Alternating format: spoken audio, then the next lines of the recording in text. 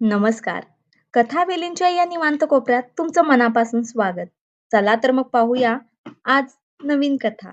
आपलं ऑनलाईन आयुष्य आणि आपल्या समाजाच्या पारंपरिक अपेक्षा कधीकधी यांच्यात एक मोठी दरी निर्माण होते, नाही का? आज आपण अशाच एका गोष्टीबद्दल बोलणार आहोत, जी कदाचित आपल्यापैकी प्रत्येकाला कुठेतरी आपलीशी वाटेल. तर ही गोष्ट आहे स्वराची, एक अतिशय हुशार सॉफ्टवेअर इंजिनियर. तिच्यासाठी सोशल मीडिया म्हणजे फक्त फोटो टाकणं नाही, तर ते तिचं जग आहे. तिची व्यावसायिक ओळख, तिची मैत्री, सगळं काही जपण्याचं एक महत्वाचं माध्यम. पण स्वराच्या या आधुनिक जगाची टक्कर होते तिच्या सासरच्या पारंपरिक विचारांशी. त्यांच्यासाठी सुनेचं आयुष्य हे खाजगी असायला हवं, चार भिंतींच्या आत, कारण तो त्यांच्या घराण्याचा, प्रतिष्ठेचा, त्यांच्या सन्मानाचा प्रश्न असतो. आणि हा जो विचारांमधला फरक आहे ना, तो एका फोटोमुळे अगदी टोकाला जाऊन पोहोचतो. झालं असं की स्वरा तिच्या ऑफिस पार्टीमधला एक फोटो शेअर करते. यात ती तिच्या पुरुष आणि स्त्री सहकाऱ्यांसोबत अगदी मनमोकळेपणाने हसताना दिसते. तिच्यासाठी तो एक खूप आनंदाचा नॉर्मल क्षण आहे. पण काही जणांसाठी तो फोटो म्हणजे जणू काहीतरी मोठं चुकल्यासारखं होतं. लगेच एका नातेवाईकाचा फोन येतो आणि टोमणे सुरू होतात. त्यांच्यासाठी तो केवळ एक फोटो नसतो, तर तो घराण्याच्या सन्मानाला लावलेला एक धक्का असतो. आणि इथे स्वराचा सामना होतो त्या एका सार्वत्रिक भीतीशी, लोक काय म्हणतील. आणि गंमत म्हणजे ही गोष्ट पसरायला 1 तास सुद्धा लागत नाही. फोटो व्हायरल व्हायला जेवढा वेळ लागतो तेवढ्याच वेगाने टीकाही सुरू होते.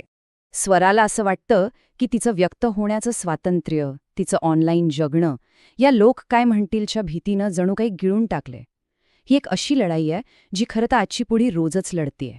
पण या सगळ्या गोंधळात घरातून काय प्रतिक्रिया येते, तर एक भयान शांतता. तिचा नवरा राज, तो तर पुरता अडकतो. एका बाजूला बायको आणि दुसऱ्या बाजूला कुटुंबाची परंपरा. त्याला कदाचित कळतच नाहीये की काय करावं. पण त्याचं हे गप्प बसणं, ही शांतता स्वराला खूप जास्त त्रासदायक वाटते. तिला वाटतं की या लढाईत ती अगदी एकटी पडली आहे. आणि अशा एकटेपणाच्या क्षणी तिला एक अनपेक्षित आधार मिळतो, तिच्या आईकडून, ललिताकडून, एका पत्राच्या रूपात. ललिताचं पत्र थेट समस्येच्या मुळाशी जातं. त्या म्हणतात, ही लढाई बरोबर किंवा चुकीची नाहीये. ही 2 पिढ्यांमधील विचारांच्या अंतराची लढाई आहे. एकीकडे स्वातंत्र्य आहे, तर दुसरीकडे असुरक्षिततेची भावना. आणि मग त्या तिला एक मार्ग दाखवतात. पळून जाण्याचा नाही, तर परिस्थितीला शहाणपणाने सामोरं जाण्याचा.